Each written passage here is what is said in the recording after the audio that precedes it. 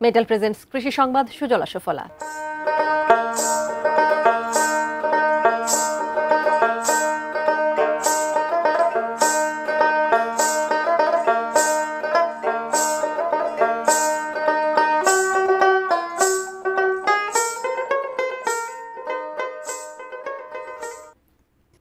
ঔষধি ও পুষ্টিগুণ সমৃদ্ধ বিদেশি ফল রামবুটান এখন বাণিজ্যিকভাবে চাষ হচ্ছে ময়মনসিংহের ভালুকায়।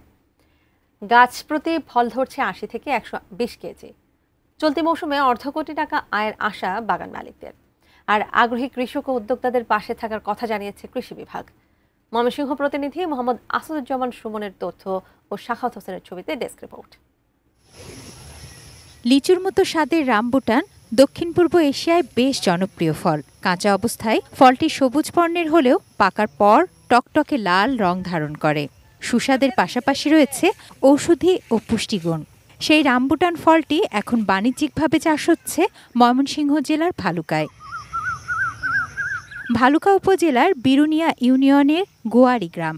প্রত্যন্ত এই গ্রামে ৬ একর জমি লিজ নিয়ে ফলদ বাগান করেছেন দুই বন্ধু উদ্যোক্তা শেখ মামুন ও আশরাফ উদ্দিন।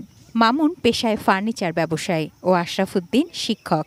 নিজের পেশার পাশাপাশি তাইফো এগ্রো নামে একটি প্রতিষ্ঠান গড়ে তাতে বাণিজ্যিকভাবে চাষ করছেন দেশি বিদেশি ফল।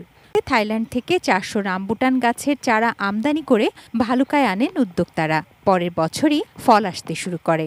বর্তমানে তার বাগানে ২১২টি রামবুটান গাছ রয়েছে। ফল যখন হলো পরে দেখলাম ফলের সাইজ মাশাআল্লাহ অনেক ভালো এবং প্রচুর মিষ্টি। আরো বেশি করে যত্ন নিচ্ছিলাম গাছের।